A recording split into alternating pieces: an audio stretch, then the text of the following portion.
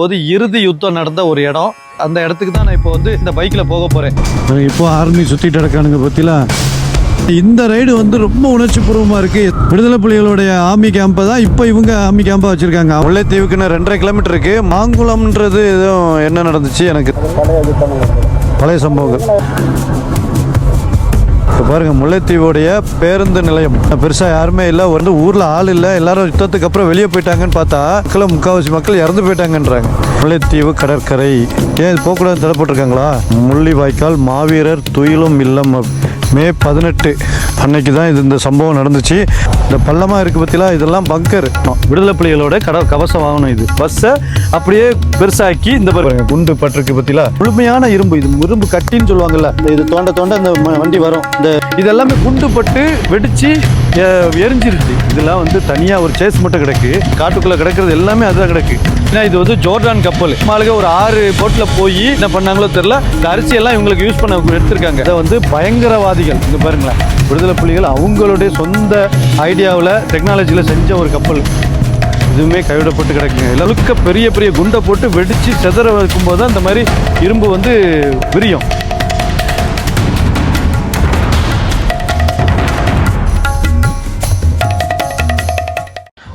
Hey guys, welcome back to our channel. இப்போ ஸ்ரீலங்காவில் இருக்கோம். இன்றைக்கி பார்த்தீங்கன்னா திருகோணமலையிலேருந்து ஆரம்பித்து நம்ம முல்லைத்தீவுக்கு போக போகிறோம். முல்லைத்தீவு மாவட்டத்தில் முள்ளிவாய்க்கால்னு ஒரு இடங்க. இலங்கையில் யுத்தம் நடக்கும்போது இறுதி யுத்தம் நடந்த ஒரு இடம். அந்த இடம் வந்து இன்றைக்கி ஒரு மிகப்பெரிய வடுக்கலை காட்சி பொருளாக வச்சுக்கிட்டு அங்கே இருக்குது. அந்த இடத்துக்கு தான் நான் இப்போ வந்து ரோட்டில் இந்த பைக்கில் போக போகிறேன். இங்கே நம்ம திருகோணமலையிலேருந்து முல்லைத்தீவு வந்து கிட்டத்தட்ட ஒரு 2 மணி நேரம் ஆகும். 2-2.5 மணி நேரம் ஆகும். இப்போ மணி 3 மணி ஆகுது. 5-5:30 மணிக்கெலாம் அங்கே போய் சேர்ந்தலான்னு நம்ம கூகுள் சொல்லுது. ஸோ அந்த ரூட்டில் போகும்போது உங்களுக்கு அந்த ரூட்டில் என்னென்ன இருக்குதுன்னு காட்டுறேன். அதை தாண்டி இந்த வீடியோவோட கடைசியில் நம்ம முல்லைத்தீவு இறுதிப்போர் நடந்த இடத்துல என்ன மாதிரியான காட்சி அமைப்புகள் இருக்குங்கிறத மட்டும் நான் அப்படியே உங்களுக்கு காட்டிடுறேன். ஸோ இந்த வீடியோ கண்டிப்பாக ஸ்கிப் பண்ணாமல் பாருங்கள். நம்ம இலங்கையில் தமிழர்களுக்கும் சிங்களவர்களுக்கும் இடையில நடந்த போரில் நடந்த இறுதி நிமிடங்கள். அந்த இறுதி நிமிடங்களில் நடந்த இடத்துல பல லட்சம் மக்கள் கொல்லப்பட்டாங்க. ஸோ பல லட்சம் மக்கள் கொல்லப்பட்ட இடத்துல இப்போ அந்த இடம் எப்படி இருக்குது அப்படிங்கிறத நம்ம வீடியோவில் பார்க்கலாம். கண்டிப்பாக வீடியோ மிக்ஸ் பண்ணாமல் பாருங்கள். வாங்க. ஓகே, தமிழ்நாட்டு யூடியூப்லேயே முறையாக இந்த மாதிரி முள்ளிவாய்க்கால பைக் ரோட்டில் போய் ரோட்டில் என்னென்ன மாதிரி ஊர் இருக்குதுன்னு காட்டி முள்ளிவாய்க்கால போய் யாருமே காட்டினதில்லை. எல்லோரும் முள்ளிவாய்க்கால் வீடியோ போட்டிருக்காங்க. ஆனால் என்னைய மாதிரி இப்படி தரமார்க்கமாக போய் போட்டதில்லை. அதனால் பாருங்கள், கண்டிப்பாக இந்த வீடியோலாம் மிஸ் பண்ணாமல் பாருங்கள். சேவ் பண்ணி வச்சுக்கிடுங்க. எனக்கே இனிமேல் திருப்பி நான் அந்த இடத்துக்கு வர முடியுமான்னு எனக்கு தெரியாது. அதனால் இந்த ரூட்டு வழியாக நான் போகிறது திருகோணமலையிலேருந்து ஆரம்பித்து ஒவ்வொரு ஊராக பார்த்து நான் வந்து கிராமங்கள் வழியாக முள்ளிவாய்க்காலுக்கு போகிறதெல்லாம் நீங்கள் பார்த்துக்கிடுங்க. இந்த ஊர் எப்படி இருக்குன்றத தெரிஞ்சு வச்சுக்கிடுங்க. அதான் நான் சொல்கிறேன்ல, நான் நினச்சாலே திருப்பி நான் வர முடியாது இந்த பகுதிகளுக்கெல்லாம். அப்படிப்பட்ட ஒரு ரிஸ்க்கான இடத்துக்குலாம் நான் போய்கிட்டு இருக்கேன். இப்போதைக்கு ரிஸ்கில் அமைதியாக தான் வாழ்ந்துட்டுருக்காங்க மக்கள். ஆனால் வெளிநாட்டுக்காரனான எனக்கு அது வந்து ரிஸ்க்கு தானே. உள்நாட்டுக்காரங்க போகலாம் வரலாம் எல்லாம் வேணால் பண்ணலாம். நான் வெளிநாட்டுக்காரன், நான் கொஞ்சம் அடக்கி தான் வாசிக்கணும். ஆனால் நான் போகிறேங்கிறத நீங்கள் பார்த்துக்கிடுங்க.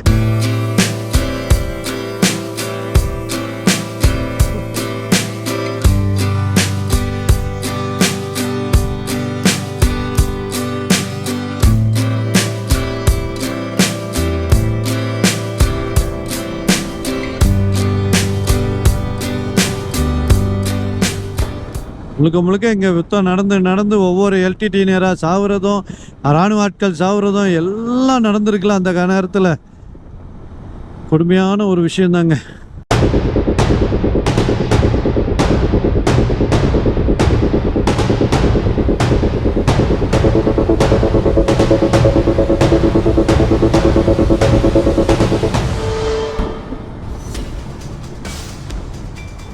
இப்போ ஆர்மி சுற்றிட்டு இருக்கானுங்க பற்றிலாம்.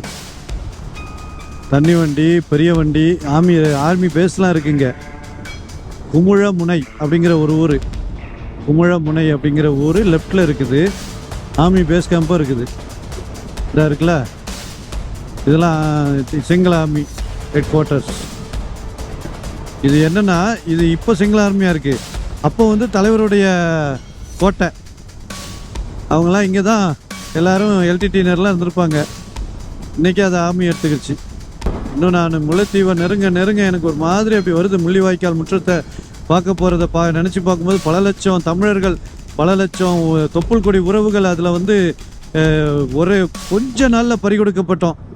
அது இழந்தோம். அதை பார்க்குற அந்த இழந்த இடத்துக்கு, அவங்க உயிரை விட்ட இடத்துக்கு போகிறதுங்கிறது என் லைஃப்பில் எத்தனையோ ரைடு நான் போயிருக்கேன். ரொம்ப கஷ்டமான ரைடெலாம் போயிருக்கேன், ரொம்ப பயமான ரைடு போயிருக்கேன், இப்போ கொடூரமான ரைடெலாம் போயிருக்கேன். ஆனால் இந்த ரைடு வந்து ரொம்ப உணர்ச்சி பூர்வமாக இருக்குது. எத்தனையோ உறவுகள் துடிக்க இறந்து போன சின்ன அக்கா, தம்பி, தங்கச்சி, சின்ன சின்ன பிள்ளைகள், வயசான பிள்ளைகள், வயசு பிள்ளைகள் கற்பழித்து கொடூரமாக கொலை பண்ணப்பட்டது. இந்த பிஞ்சு பிள்ளைகளெல்லாம் காலை பிடிச்சி மரத்தில் அடித்து கொலை பண்ணுறது, இந்த மாதிரி நிறைய கொடூரங்கள் அன்றைக்கி இனப்படுச்சிக்க. நீங்கள் வெளியேருந்து பார்க்குறவங்களுக்கு, அதை பற்றி தெரியாதவங்களுக்கு அது சிம்பிளாக இருந்த மாதிரி இருக்கும்.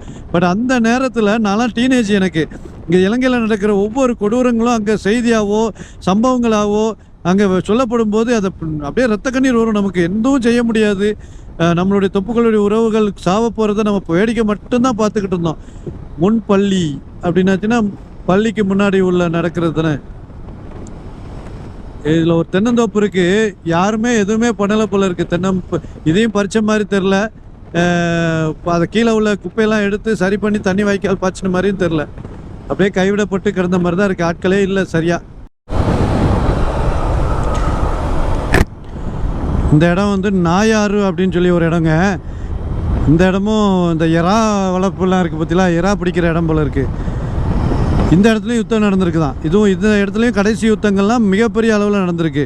இதுலேயும் ஆர்மி கேம்ப்லாம் இருக்குது பார்த்தீங்களா. இந்த ஆர்மி கேம்ப்லாம் நம்ம அவங்களுடையது, விடுதலை புலிகளுடைய ஆர்மி கேம்பை தான் இப்போ இவங்க ஆர்மி கேம்பாக வச்சுருக்காங்க.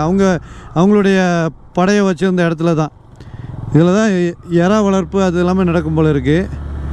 நாயாறு அப்படிங்கிற இடம் ஒரு தனியாக அரசாங்கமே நடத்திட்டு இருந்தாங்கல்ல. ஏன்னா அரசாங்கம் மருத்துவமனை இருந்துச்சு, அரசாங்கம் இருந்துச்சு, வரி வாங்கியிருந்தாங்க, பஸ் போக்குவரத்து, இப்போ பள்ளிக்கூடம், டீச்சருக்கு சம்பளம் அப்படின்னு எல்லா விதமான விஷயங்களும் பண்ணிக்கிட்டு இருந்தாங்க.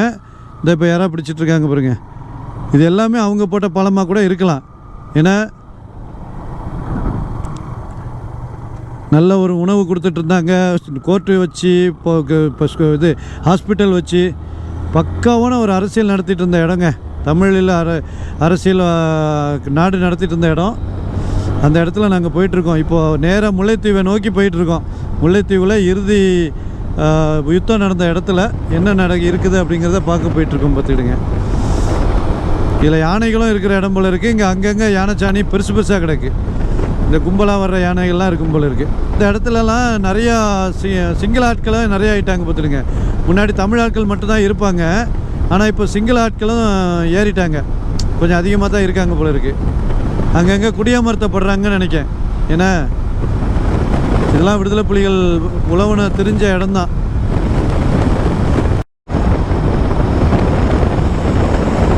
பழைய சர்ச்சுங்க. இதெல்லாம் ஒவ்வொரு வீடாக தனித்தனியாக இருக்குது. எப்படி இவங்க பாருங்களேன், ஒரு குடும்பமாக மொத்தமாக கிராமமாக இருந்துச்சுன்னா அவங்க வந்து அதில் இருந்து கொண்டு அவங்க போரிட சௌகரியமாக இருந்திருக்கும். ஆனால் இது ஒவ்வொரு வீடாக இருக்குது, தனித்தனியாக இருக்குது. இதில் எப்படி அவங்க போய் வந்து ஒரு தனி ஹெலிகாப்டரையே அவங்க உருவாக்கியிருக்காங்க. ஹெலிகாப்டரை வந்து என்ன பண்ணுவாங்கன்னா, அதில் போய் ஒரு இடத்துல போய் குண்டு போட்டுட்டு, இந்த செங்கல ஆர்மி மேலே குண்டு போட்டுட்டு திருப்பி வந்து அந்த ஹெலிகாப்டரை மடித்து எடுத்து கலட்டி அந்தால கொண்டு போயிடுவாங்க. ஒரு ஆட்டோ சைஸில் ஹெலிகாப்டரு. இதெல்லாம் எப்படி ஒரு சாணக்கியத்தனம் பற்றிலாம் பெரிய அறிவு சேர்ந்தவர்களாக இருந்திருக்காங்க. நிறைய புத்திசாலித்தனமான பொருட்களை அவங்க கையாண்டிருக்காங்க. புதுசாக தயாரிச்சிருக்காங்க. விஞ்ஞான வளர்ச்சி அந்த அவங்களுடைய படையில் நிறைய இருந்திருக்குங்க. இந்த சிங்கள பகுதி எவ்வளோ செழுமையாக இருந்துச்சு. எத்தனை காரு, எத்தனை விதவிதமான காரு. இங்கேயும் கொடுத்தானே இருக்க தான் செய்கிறாங்க, ஆளுங்க இருக்க தான் செய்கிறாங்க, தோப்பு துறவு இருக்க தான் செய்யுது, பெரிய வீடுகளில் தான் இருக்க தான் செய்யுது. ஆனால் கார் ஒன்று கூட ட்ராவல் ஆகலைங்க. என் முன்னாடி வரல, என் பின்னாடி போகல. அப்படியே பாருங்க, பைக்கு தான் ஒன்று ரெண்டு வந்து போகுது ஒழிய காருங்கிற ஒரு விஷயம் இங்கே இல்லவே இல்லை. தமிழ் ஆட்கள் வாழ்கிற பகுதி இன்றைக்குமே வந்து பொருளாதாரத்துக்கு கஷ்டப்பட்டு தான் இருக்காங்க போல இருக்கு.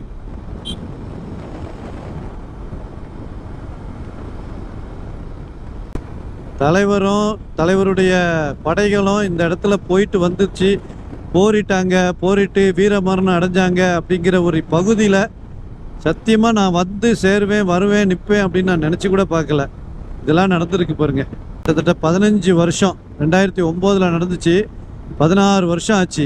2009 முற்றிலும் இன அழிப்பு மாதிரி அந்த ஒரு பெரிய இனக்கூட்டத்தையே பேரின கூட்டம், அந்த கூட்டத்தையே அழிச்சு முடிச்சாங்க. 1.5 லட்சம் மக்கள் ஒரு சின்ன போரில். அது 2006 ஆரம்பித்து 2009 முடிகிற போரில் அவ்வளோ ஒரு அழிவு.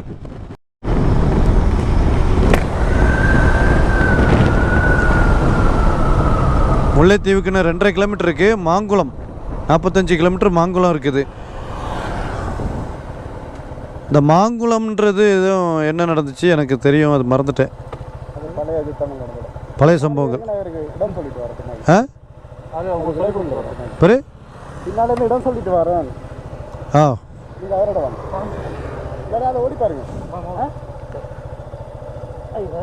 மிதிச்சு இறங்குங்க சாமி.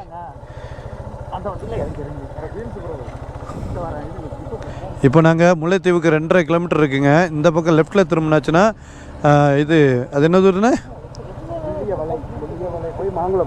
மாங்குளம் போகிறது. மாங்குளம் பழைய யுத்தம் நடந்த இடம்.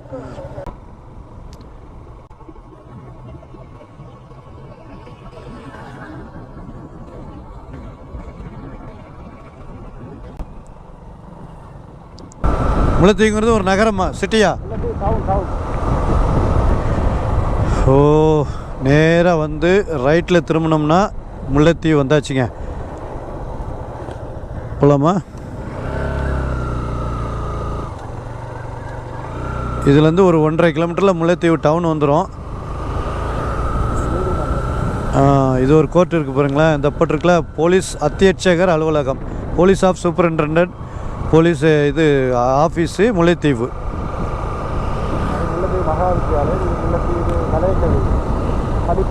ஆமாம், இது வந்து ஸ்கூல் பாருங்கள், முல்லைத்தீவு ஸ்கூல், ஈத்தேக்க பாடசாலை.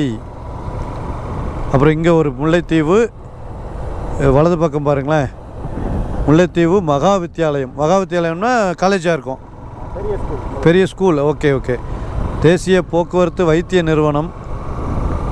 பல லட்சம் மக்கள் கடைசி நேரத்தில் அடைக்கப்பட்டு கொடுமைப்படுத்தப்பட்டு இறந்த இடங்க முல்லைத்தீவு. இப்போ பாருங்கள், முல்லைத்தீவுடைய பேருந்து நிலையம், பஸ் ஸ்டாண்டு. இப்படி பஸ்ஸு போயிட்டு இப்படி வந்துடும். ஆனால் பெருசாக யாருமே இல்லை, ஒரே ஒரு ஷாப் மட்டும்தான், பெரிய ஷாப்பு, அது பக்கத்தில் தான் இருக்குது. இங்கே ஒன்றுமே கிடையாது. டூரிஸ்ட் ஆட்கள் வருவாங்க போல இருக்குது, அதுக்காக ஏதாவது கடைகள் திறந்துருக்கு. ரொம்ப குறைவு. எல்லாம் இங்கேருந்து வெளியே போயிட்டாங்க, இறந்துட்டாங்க. ஓ, பாருங்களேன், நான் வந்து ஊரில் ஆள் இல்லை, எல்லோரும் யுத்தத்துக்கு அப்புறம் வெளியே போயிட்டாங்கன்னு பார்த்தா, ஆனால் யுத்தத்தில் பாதிவாசி மக்கள், எல்லா மக்களும் முக்கால்வாசி மக்கள் இறந்து போயிட்டாங்கன்றாங்க. அப்போ அதில் வாழ்கிறதுக்கு ஆளே இல்லைல்ல. மாவட்ட செயலகம் முல்லைத்தீவு. இதெல்லாம் இப்போ கட்டின பில்டிங்கா? யுத்தத்துக்கு பிறகு கட்டின பில்டிங். டெவலப்மெண்ட்டு பாதி பெரிய டெவலப்மெண்ட்டாக இப்போ ஆனது தாங்க. Badminton indoor stadium.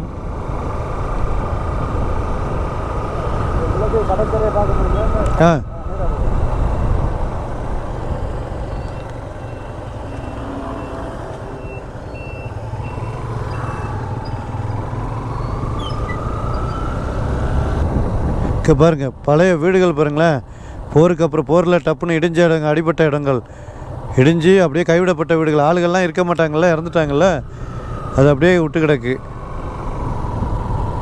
இந்த பக்கம் அந்த பக்கம் எல்லா பக்கமும் இருக்குங்க.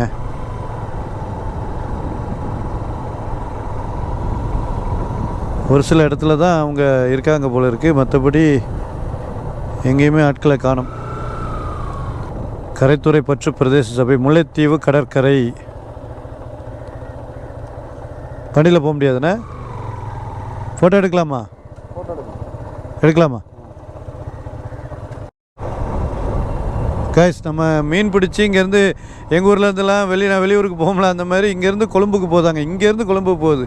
முல்லைத்தீவுலேருந்து கிட்டத்தட்ட 500 கிலோமீட்டர் வந்துடும். கருவாடும் இருக்குது, மீனும் இருக்குது. பாருங்கள், முல்லைத்தீவில் பெரிய பெரிய சீலா கருவாடெலாம், வஞ்சர கருவாடு, சீலா கருவாடெலாம் இருக்குது. நிறைய ஏற்றுமதி நிலையங்கள் இருக்குது. இப்போ முல்லைத்தீவு டவுனை சுற்றி காட்டிட்டேன் உங்களுக்கு. ஊருக்குள்ளே சுற்றி இப்படி வந்தாலுமே மக்கள் தொகை ரொம்ப கம்மியாக இருக்குது. காரணம் அதான் நான் சொன்னேன்ல, பாதி மக்கள் இறந்துட்டாங்க. இப்போ அடுத்ததாக வந்து இங்கேருந்து நான் முள்ளிவாய்க்கால் கூட்டு போகிறவங்கள எனக்கே ஒரு மாதிரியாக தான் இருக்குது. அதனால் போகிற வழியிலையும் சில சம்பவங்கள்லாம் நடந்த இடங்கள்லாம் இருக்குது. அதையும் உங்களுக்கு அப்படியே காட்டுறேன். ஆட்கள் ரொம்ப ரொம்ப குறைவு. இவ்வளோ அழகான பீச்சுனா எவ்வளோ ஆட்கள் ஒருவேளை டூரிஸ்ட்டாவது வரணும் இல்லையா?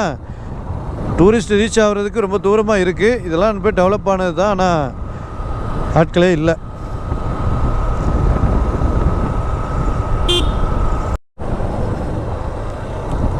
முள்ளிவாய்க்காலில் பேக் வாட்டர் ஒன்று இருக்குது. இது தண்ணி இந்த வழியாக ஆறு வழியாக போயிட்டு கடலில் கலக்கிற இடம்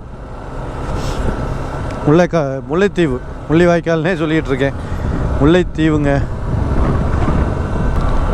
இங்கெல்லாம் முல்லைத்தீவில் வந்து கம்ப்ளீட்டாக தமிழ் ஆட்கள் தாங்க இருக்காங்களாம். சிங்களம் அந்தளவுக்கு கலக்கலை. ஏன்னா போனவங்க போருக்கு அப்புறம் வந்து குடியமர்வு மறுபடியும் பண்ணியிருக்காங்க. அதுக்கப்புறம் வெளியிலேருந்து கூட வந்திருக்கிறாங்க. சிங்களத்து ஆட்களையும் சேர்த்து இப்போ வச்சுருந்தா தான் இப்போ கஷ்டம். ஆனால் அந்தளவுக்கு இல்லை போல இருக்குது. அதான் தமிழ் மட்டும்தான் இருக்குது. சிங்களம் எந்த போர்ட்லையும் இல்லை, தமிழும் இங்கிலீஷ் மட்டும்தான் இருக்குது. வட்டுவாகல் பிரிட்ஜு. இந்த வட்டுவாகல் பிரிட்ஜுலேயும் பார்த்திங்கன்னா தண்ணி நிறைய ஓடிக்கிட்டு இருக்குது. பற்றிலா இதில் ஒரு காலத்தில் அந்த போர் நடந்துகிட்டு இருக்கும்போது மக்கள் என்ன பண்ணியிருக்காங்க, இதிலேருந்து அந்த பக்கம் போகிறதுக்கும் இங்கே ஓடி ஒழியணும் இல்லையா, ஓடுனேன்னு சொல்லிட்டு தண்ணிக்குள்ளே இறங்கி போய் இதில் வழியாக கிராஸ் பண்ணியிருக்காங்க நிறைய பேர். ஆனால் நிறைய மக்கள் வந்து அதில் அந்த ஆழம் இது பண்ண முடியாமல் தாங்க முடியாமல் பெண்கள் சிறு குழந்தைங்கள்லாம் நிறைய பேர் இறந்துருக்காங்களாங்க. இந்த பாலத்துக்குள்ளே பாலம் இல்லாததுக்கு முன்னாடி இப்போ தான் பாலம் போட்டிருக்காங்க. முன்னாடி இந்த தண்ணிக்குள்ளே ஓடி தான் இவங்க தாண்டியிருக்காங்க, இந்த பகுதிக்கு போயிருக்காங்க. அதுலேயுமே நிறைய பேர் இறந்துருக்காங்க போல இருக்குது. முழுக்க அப்படியே தமிழ் வாசம் வீசுது. கோயிலேருந்து, மக்களுடைய கடைகள்லேருந்து, உடையாவது அவங்க வந்து கவுன் மாதிரி தான் போடுவாங்க. இடம் எல்லாமே அப்படியே.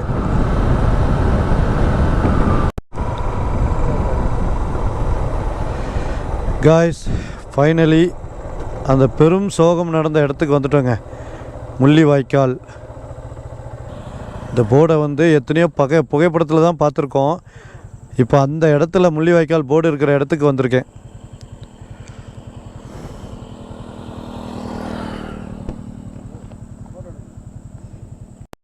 இப்போ மெயின் ரோட்லேருந்து வந்து அப்படியே உள்ள கப்பல் வீதி அப்படிங்கிற ஒரு வாத வழியாக போகிறோம் உள்ள. இப்போ தான் இங்கே வந்து பார்த்திங்கன்னா முள்ளிவாய்க்கால் முற்றம்னு சொல்லுவோம்ல, அந்த இடங்க. ஏன் இது போகக்கூடாதுன்னு தடை போட்டிருக்காங்களா? கல் போட்டு வச்சுருக்காங்க. ஆமாம். ஆனால் இதில் என்னென்னமோ பண்ணாங்க, எல்லாத்தையும் அடித்து விட்டாங்கண்ணே. இது நினைவுக்காக போட்டது இடம். இதில் தான் ஆட்கள் கூடியிருந்தாங்கண்ணே. கடைசி நேரம் இந்த போர் நடந்த இடம். இந்த போரில் எல்லா மக்களையும் கொன்ற இடம். ஒரு பெரிய கிரவுண்டாக மரம் வச்சு வளர்த்துட்ருக்காங்க. போகலாமா?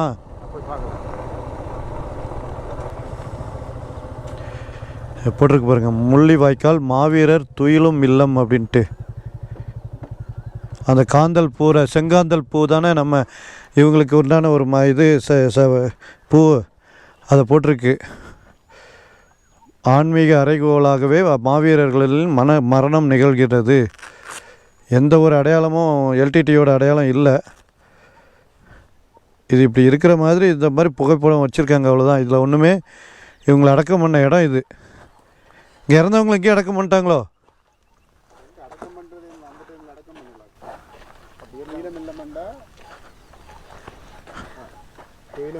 இந்த இடத்துல வந்து இந்த நினைவா இந்த இடத்துல நிறைய பேர் செத்துருக்காங்க அப்படின்னு. இல்லை, அதில் அந்த படம் அப்படி போட்டிருக்க. இதெல்லாம் அந்த காலத்தில் இருந்தது, யுத்த காலத்துக்கு முதல். அப்படி யுத்தத்தில் மாவீரர் சேர்ந்தாங்களே, முதல்ல இருந்தது. அதையும் இவங்க அழிச்சிட்டாங்க. ஒன்றுமே இல்லை. இப்போ அப்படி துயிலும் இல்லமண்டு கல்லறைகள் இருக்கிற இடம் இருந்துச்சு, முதல்ல இருந்துச்சு இல்லை, திலீபனுக்கு அது இதெல்லாம் எல்லாத்தையும் அழிச்சிட்டாங்க. இதை ஒரு நினைவை திடலாம். இந்த இடத்த நினைவாக வச்சிருக்குன்னா, ஆனால் இந்த ஏரியாவில் ஃபுல்லாகவே அவ்வளோ 1 லட்சம் மக்கள் இருந்து அவ்வளோ இறந்தது. இதுலேயும் நிறைய இந்த வடுக்களை பார்க்கலாம். இப்போ மே மாதம் 18ஆம் தேதி அதான் இந்த பாருங்க, இந்த பங்கர்கள் இருந்த அடையாளங்கள்லாம் இருக்குது. துணிகள் பங்கர்கள் கிடக்குமோ? அதெல்லாம் நாங்கள் அங்கே கடற்கரையில் பார்க்கலாம்.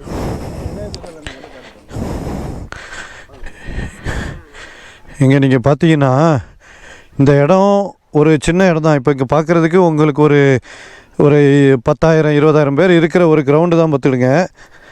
இந்த கிரவுண்டு 10,000 பேர் இருக்கிற கிரவுண்டு அப்படின்னா இந்த கிரவுண்டு ஒரு 10,000 பேர் இருக்கிற கிரவுண்டுனா 1,00,000 மக்கள் இதை சுற்றி, இந்த ஊரை சுற்றி எவ்வளோ இடத்துல இருந்திருப்பாங்கல்ல. இது இவங்களுக்கான ஒரு நினைவு இடமாக தான் இருக்குது இப்போ வரைக்கும். எத்தனையோ மக்கள், இறந்து போன மக்களுக்கு ஒரு மெழுகுவர்த்தி ஏற்றி அவங்க அதை நினைவுபடுத்துகிற ஒரு இடமா இருக்குது முள்ளிவாய்க்கால் நினைவு இதுன்னு.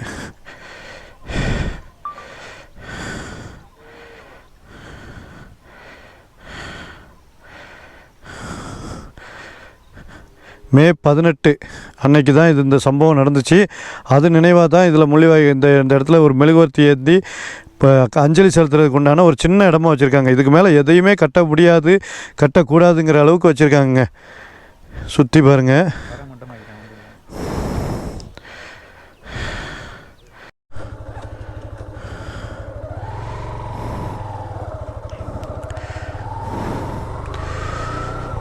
கனத்த இதோடு இதில் கிளம்புறேங்க. அடுத்தது நம்ம பார்க்க போகிறது விடுதலை புலிகளுடைய வாகனங்கள். அவங்க கைவிடப்பட்ட வாகனங்கள் இருக்கும் இல்லையா, அந்த வாகனங்கள் எல்லாருமே இங்கே இருக்குது. அதை நம்ம பார்க்க போவோம்.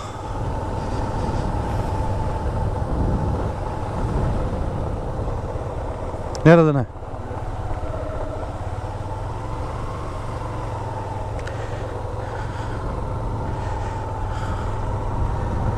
இந்த பள்ளமாக இருக்குது பற்றிலாம், இதெல்லாம் பங்கர். இந்த பக்கம் ஒன்று பள்ளமாக இருக்குது. இந்த பாருங்க, அந்த மரத்துக்கு அந்த பக்கம் அது இதுன்னுட்டு இது எல்லாமே மண் இப்போ மறைஞ்சிட்டு 15 வருஷம் ஆகிடுச்சு இல்லையா. இந்த குண்டு விழுந்ததுலேயுமே பெரிய அளவில் அது பள்ளம் உருவாகிருக்கு. ஏன்னா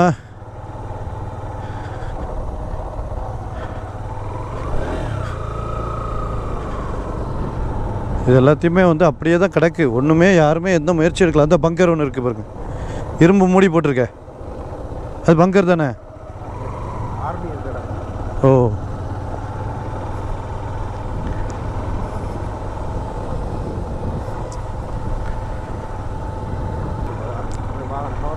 ஓ,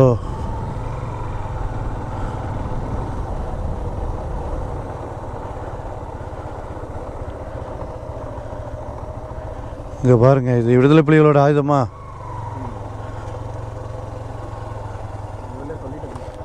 இறுதிப்போர் அப்படிங்கிற ஒரு பயங்கரமான நிகழ்வு நடந்த இடத்துல உள்ள வாகனங்கள் இங்கே நிற்கிது. முல்லைத்தீவில் கடற்கரைக்கு பகுதியில் நிற்கிது. கடற்கரை பகுதியில் இந்த வண்டியில் பார்த்திங்கன்னா ஒரு கவச வாகனம், விடுதலை புலிகளோட கவச வாகனம் இது. இதில் இன்ஜின் வச்சுருக்காங்க, அதெல்லாம் ரைட்டு தான்.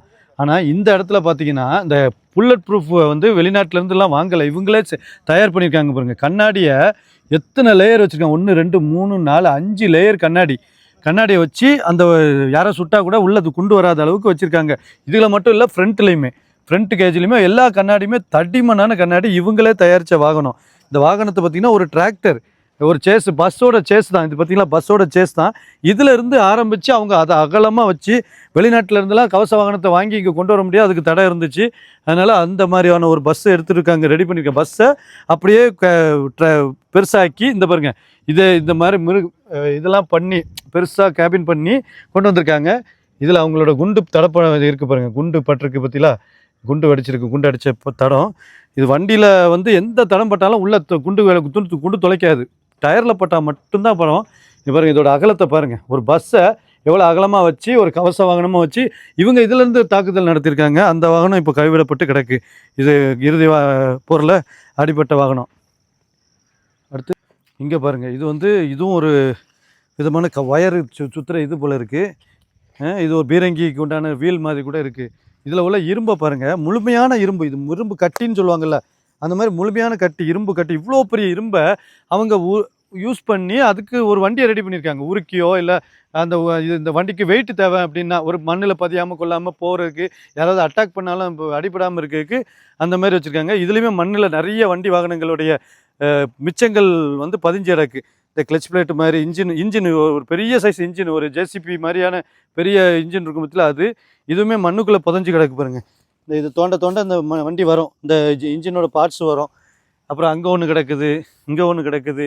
இப்படி எல்லாமே இது பாதி மண்ணுக்குள்ளே புதஞ்சு கிடக்கிறது, மண்ணுக்குள்ளே புதையாமே ஏகப்பட்டது கிடக்குதுங்க. இங்கே பாருங்களேன், இது ஒவ்வொரு வண்டியோட இது எல்லாமே குண்டு பட்டு வெடித்து எரிஞ்சிருச்சு. அப்படி கிடக்கிறது. இது வந்து இது அவங்க அடுத்ததாக வந்து சேதப்படுத்துறதுலாம் கிடையாது, குண்டு பட்டு வெடித்து இறந்துருது, வெடிச்சிருது. இப்போ இது எல்லாமே ஒரு பெரிய பெரிய வண்டியோட இன்ஜின்ஸ் தான். வீல் ஆர்ச்சி அந்த மாதிரி இருக்குது. சுற்றி பார்த்தா அங்கே ஒன்று இங்கே ஒன்றுமா கிடக்குங்க. இதில் வந்து கடற்கரையில் ஒரு கப்பல் கிடக்குது, அதை உங்களுக்கு காட்டுறேன் வாங்க, அப்படியே போவோம். இப்போ பாருங்கள், இதில் வந்து எவ்வளோ பெரிய வண்டி கிடக்கு பாருங்கள். இதெல்லாம் வந்து தனியாக ஒரு சேஸ் மட்டும் கிடக்கு. இது குண்டு பட்டவுடனே வெடித்து அந்த வண்டியோட மற்ற பார்ட்ஸ்லாம் வெடித்து தள்ளி போயிடும்ல, அந்த மாதிரி அங்கே கிடக்குது. இங்கே ஒன்று இந்த காட்டுக்குள்ளே கிடக்கு. அப்புறம் அடுத்து இப்படியே வாங்க, லெஃப்ட்டில் ரைட்டில் எங்கேயாவது மண்ணை பார்த்தாலே மண்ணுக்குள்ளேயே கிடக்குதுங்க. இப்போ போர் எந்த வீரியத்தில் நடந்திருக்கும் பாருங்கள். ஏன்னா உண்மையில் இந்த மாதிரி ஒரு போர் நடந்த இடத்துல உண்டான பொருட்களை நான் பார்க்கவே இல்லை. வெளிநாடுகளில் நான் போனதில்லைன்னு வைங்களேன். அப்போ இதில் வந்து உள்ளே கிடக்குன்னா ஆச்சரியமாக தானே இருக்குது. இங்கே பாருங்கள், இங்கே ஒரு இன்ஜின் கிடக்கு பாருங்கள். இங்கே சுற்றி அதான் கிடக்கு. இதெல்லாம் வந்து பெரிய பீரங்கியில் உள்ளது. இந்த வண்டியை பார்த்தீங்கனாலே ஒரு பெரிய ஆச்சரியமாக இருக்குது. இரும்போடைய பெரிய தன்மை. இங்கே அந்த காட்டுக்குள்ளே கிடக்கிறது எல்லாமே அதுதான் கிடக்கு. பாருங்களேன், இந்த மிஷினுக்குள்ளே, இந்த மண்ணுக்குள்ளே, இந்த செடிக்குள்ளே. நானும் பார்த்தீங்கன்னா வேறு ஏதோ நினச்சேன். இது எல்லாமே இரும்புடைய அந்த பொருட்கள் தான். இதை எப்படி இந்த மண்ணுக்குள்ளே இப்போவே மண்ணாக இருக்குது, அப்போ எப்படி மண்ணுக்குள்ளே கொண்டு வந்து வச்சு அதை பயன்படுத்துனாங்க என்னென்னு எனக்கு தெரியல. கடலுக்குள்ளெல்லாம் பயணம் பண்ணுவாங்கல்ல, அது எல்லாமே அப்படியே கிடக்கு. இப்போ அங்கே ஒரு கப்பல் கிடக்கு பாருங்க தண்ணிக்குள்ளே, அதுதான் மெயின். இங்கே வாங்க, இது அவங்க அந்த நேரத்தில் துறைமுகமாக வச்சுருக்காங்க. விடுதலை புலிகள் எல்லாமே இதில் தான் பயன்படுத்தியிருக்காங்க. இந்த இடத்துல தான் அவங்களுடைய துறைமுகத்தையே வச்சுருந்துருக்குறாங்க, முல்லைத்தீவு துறைமுகத்தை. அது இன்றைக்கி வந்து கைவிடப்பட்டு எந்த ஒரு அடையாளமும் இல்லாமல் இருக்குங்க. இந்த அடையாளத்தை தான் மெயின் அழிச்சிருக்காங்க எல்லாரும். கரண்ட் கம்பி அவங்க வச்சதுன்னு. இதான் முல்லைத்தீவோட கடற்கரை. அதாவது விடுதலை புலிகள் பயன்படுத்தின ஒரு கடற்கரை. அதில் உள்ள மிச்சங்கள் எச்சங்களோடு இருக்கும். கைஸ், இங்கே பாருங்களேன், ஒரு அருமையான கடற்கரை. ஆனால் அந்த கடற்கரை ஒரு கொடூர சம்பவம் நடந்த ஒரு இடமா மாறி பாருங்க. அந்த கப்பல் ஒன்று உங்களுக்கு தெரியுதா? அந்த முக்கில் இருந்து அந்த கடைசி வரைக்கும் இப்படி நீளமாக ஒரு கப்பல் பதிஞ்சு கிடக்குதா? இது வந்து பார்த்திங்கன்னா விடுதலை புலிகளில் நம்ம இந்திய கப்பலை ஒன்று கைப்பற்றி அதில் இந்த தளவாடங்கள் கொண்டு வரக்கு யூஸ் பண்ணியிருக்காங்க. இந்த போர் டைமு அது வந்து கைவிடப்பட்டு அப்படியே இரும்பில் கடலில் கடந்து முக்கி போய் கிடக்கு. நான் வேணால் உங்களுக்கு இந்த இடத்துல ஃபோட்டோ போட்டு விட்றேன். எவ்வளோ பெரிய கப்பல் பாருங்கள். இந்த கப்பலுக்கு ஒரு சின்ன வரலாறு இருக்குங்க. எப்படின்னா, இது வந்து ஜோர்டான் கப்பல். இந்த ஜோர்டான் கப்பல் என்ன பண்ணால் இந்தியாவுக்கு 14,000 டன் அரிசியை ஏற்றிட்டு வந்துட்டு இருக்கும்போது அது இடையில இன்ஜின் ட்ரபிள் ஆகி நடுக்கடலில் நின்றுட்டுருக்கு. நம்ம ஆளுங்க ஒரு 6 போட்டில் போய் அந்த கப்பலில் இருக்கிற மாலுமிகிட்ட இப்போ பேசி கொண்டு என்ன பண்ணாங்களோ தெரில. அங்கேருந்து அவ்வளோத்தையும் அந்த வண்டியை கொண்டு வந்து இங்கே நிறுத்தி இந்த அரிசியெல்லாம் இவங்களுக்கு யூஸ் பண்ண எடுத்திருக்காங்க. எடுத்து அவங்க அதுக்கப்புறம் அந்த கப்பலை அவங்ககிட்டே கொடுத்துட்டு போனதுனால அந்த கப்பல் இங்கே நிற்கிது. போர் டைமில் தான் ஆர்மியாக்கள் இதெல்லாம் அடித்து காலி பண்ணி இது அதோடு நிற்கிது. இங்கே கடலில் பார்த்தோம்ல ஒரு கப்பல், அந்த கப்பல் நான் வரலாறு சொன்னேன். அந்த வரலாறு அப்படியே இதில் போட்டிருக்காங்க பாருங்க. பாரா-3 கப்பல் 2006 இது டிசம்பர் மாதம் 29ஆம் தேதி வரைக்கும் போட்டு நம்ம ஆந்திர பிரதேசத்துலேருந்து அவங்க ஜோர்டான் நாட்டுக்கு அந்த கப்பல் எடுத்துகிட்டு போனாங்களா. அதை வந்து பயங்கரவாதிகள், அங்கே பாருங்களேன், அது அந்த கப்பல் பிரச்சனையில் நின்றுச்சான், கப்பல் இன்ஜின் பிரச்சனையில். அதை பயங்கரவாதிகளால் கைது செய்யப்பட்டது. அதுக்கப்புறம் பின்னர் கடற்புலிகளின் பயிற்சிக்கு பிறகு அது என்னமோ போட்டு அந்த மாதிரி போட்டிருக்காங்க. இந்த வரலாறு கம்ப்ளீட்டாக போட்டிருக்காங்க. அதில் இந்த போர்டு வந்து நேராக நின்று இருக்குது. இந்த இடத்துல வச்சுருக்காங்க வரலாறு மாதிரி எழுதி. இதை நம்ம ஆளுங்க தமிழ் ஆளுகள்லாம் இது கிடையாது, இந்த மாதிரி வரலாறே கிடையாதுன்னு சொல்லி அடித்து எழுத்து உடச்சி அந்த பயங்கரவாதிகள்ன்ற வார்த்தையை ஒழிச்சிருக்காங்க பாருங்க. அப்படி தேய்ச்சி அழிச்சிருக்காங்க. அந்த போர்டு கிடந்தாலும் கிடக்கட்டும், இந்த பயங்கரவாதிகள்ங்கிற வார்த்தை இருக்கக்கூடாது அப்படின்னு சொல்லிட்டு. இப்போ இந்த வரலாறு அப்படியே மாற்றுறாங்க, டோட்டலாக மாற்றிடுறாங்க. என்ன நடக்க போதோ இனிமேல் காலத்துக்கு. நாங்கள் வந்தது இப்போ கொஞ்சம் லேட் ஆகிடுச்சு. இங்கே பார்த்தீங்கன்னா அதாவது எங்கள் ஊரில் இப்போ நான் காயல்பட்டினத்தில் ஒரு கடற்கரைக்கு வந்தால் எப்படி இருக்குமோ அப்படியே தாங்க இருக்குது. ஆனால் இதில் ஒரு மிகப்பெரிய இன அழிப்பு நடந்த இடங்கிற ஒரு தடம் இல்லாமல் போயிட்டாங்க. அந்த செடிகளையும் செடிகளையும் குப்பையும் வளர விட்டுட்டு இந்த இடம் வந்து அப்படியே இன்னும் புதர் மண்டிக்கு போகணும், புதர் மண்டி மண்மேடி போகணும் அப்படின்னு சொல்லிட்டு அந்த ஆளை விட்டுட்டாங்க பாருங்களேன். ஒன்று கூட பண்ணலை, ஒன்று கூட அதை பயன்படுத்தி. சரி, நீங்கள் வெற்றி பெற்றுட்டாங்க சிங்கள இராணுவம்னா நாங்கள் இதெல்லாம் எதிரிகிட்ட இருந்து கைப்பற்றணும் அப்படின்னாவது வச்சுருக்கலாம்ல. இது ஒரு பூங்கா மாதிரி வச்சுருக்கலாம்ல. வாய்ப்பே இல்லை. இந்த வரலாறு நினைக்கப்படக்கூடாது அப்படின்னு சொல்லிட்டு அந்த ஒரு இதில் தான் வச்சுருக்காங்க. நாங்கள் வந்தது இரவு நேரம், கொஞ்சம் லேட்டாக வந்துட்டோம். கொஞ்சம் உங்களுக்கு கலர் கம்மியாக தெரியும். ஆனாலும் முடிஞ்ச அளவுக்கு எல்லாத்தையும் எடுத்து காட்டிட்டு போவோம். இன்னொரு வர இலங்கைக்கு வந்து இந்த மாதிரி முல்லைத்தீவுக்கு வர வாய்ப்பு எனக்கு கிடைக்குமா என்னன்னு தெரியல. அதனால் முடிஞ்ச அளவுக்கு உங்களுக்கு காட்டிக்கிட்டு இருக்கேன். அடுத்ததாக இன்னுமே இந்த இதெல்லாம் இருக்குது. இப்போ வாகனங்கள்லாம் அந்த பக்கம் கிடக்கு, அதையும் காட்டுறேன் வாங்க.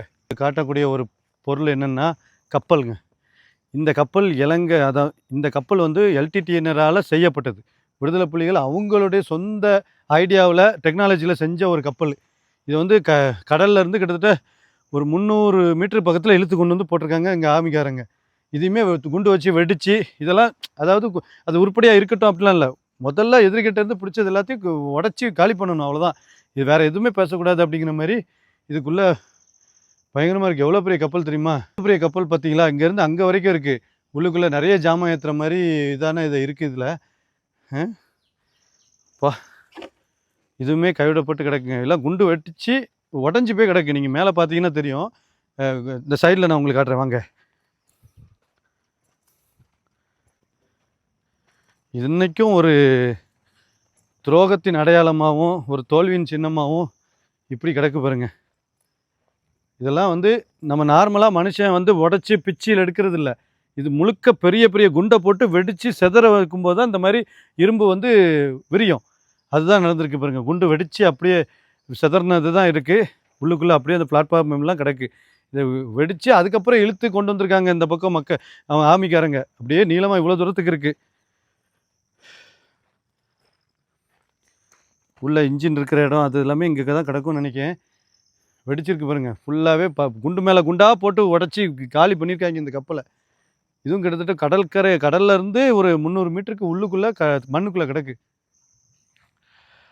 ஓகே அப்பா, எனக்கு வந்து ஒரு கனத்த இதயமாக இருக்குங்க. இப்போது இந்த மாதிரி ஒரு பெரிய வெற்றி சரித்திரமாக மாற வேண்டிய ஒரு வரலாறு துரோகிகளால் மாற்றி எழுதப்பட்டிருக்கு. முடிஞ்சு போச்சு சம்பவம். இந்த மாதிரி நடந்த ஒரு பொருட்கள்லாம் எப்படி கிடக்குதுன்னு எனக்கு ரொம்ப நாள் ஆசை. நான் வீடியோவில் பார்த்துருக்கேன். நமக்கு மக்களுக்கு காட்டணும் அப்படிங்கிறதும் ஒரு ஆர்வம் தான். ஆனால் நான் பை ரோட்டில் வந்திருக்கேன். இங்கேருந்து இந்த ஸ்ரீலங்கா கொழும்புலேருந்தே ஆரம்பித்து ரோடாக வந்து அலைஞ்சி இந்த மாதிரி ஃபைனலாக இந்த இடத்த பார்த்து இங்கேருந்து நான் வந்து அடுத்ததாக யாழ்ப்பாணத்துக்கு கிளம்ப போகிறேன் பார்த்துடுங்க. கண்டிப்பாக உங்களுக்கு இந்த வீடியோ பிடிச்சிருக்கும். ஒரு கனத்த இதயத்தோடு இங்கேருந்து போகிறேன் நானும்.